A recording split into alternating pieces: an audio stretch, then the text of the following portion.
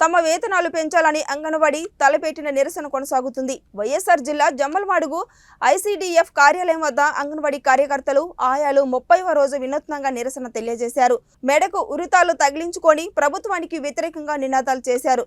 జమ్మలమడుగు, పెద్దముడియం, మైలవరం మండలాలకు చెందిన కార్యకర్తలు ఆలయాలు ఈ నిరసన కార్యక్రమంలో పాల్గొన్నారు. ఈ సందర్భంగా మహిళా నాయకులు మాట్లాడుతూ తమ న్యాయమైన కోరికలు పరిష్కరించేంత వరకు సమ్మె కొనసాగిస్తున్నామని స్పష్టం చేశారు. రాష్ట్ర వ్యాప్తంగా ఈ రోజు అంగన్వాడీ వర్కర్లు గాని, ఆయాలు గాని, మినీ వర్కర్లు గాని ఈ రోజు సమ్మెలోకి వచ్చి 30వ రోజు గడుస్తుంది. అయినా కూడా ఈ రాష్ట్ర ప్రభుత్వం ఏ విధంగానూ స్పందించడం లేదు. స్పందించకపోగా మా మీద ఎస్మా చట్టాన్ని ప్రయోగించడము మరియు మాకు సోకాజ్ నోటీసులు ఇవ్వడము, అవి ఇళ్లకు తీసుకెళ్లి కానిస్టేబుళ్లతో బలవంతంగా మాకు ఇప్పించడము, ఇలాంటివి ప్రయత్నాలన్నీ చేస్తున్నారు.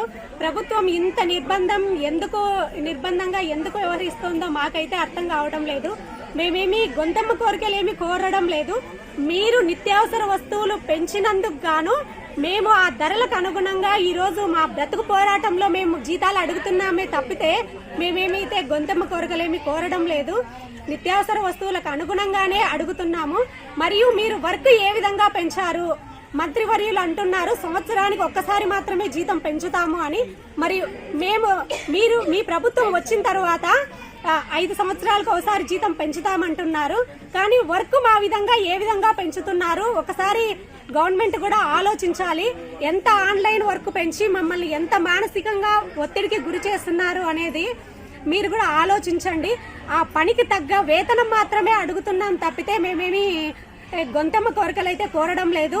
మాలో కూడా డిగ్రీలు, పీజీలు, ఎంఏలు చేసిన వాళ్ళు చాలా మంది ఉన్నారు.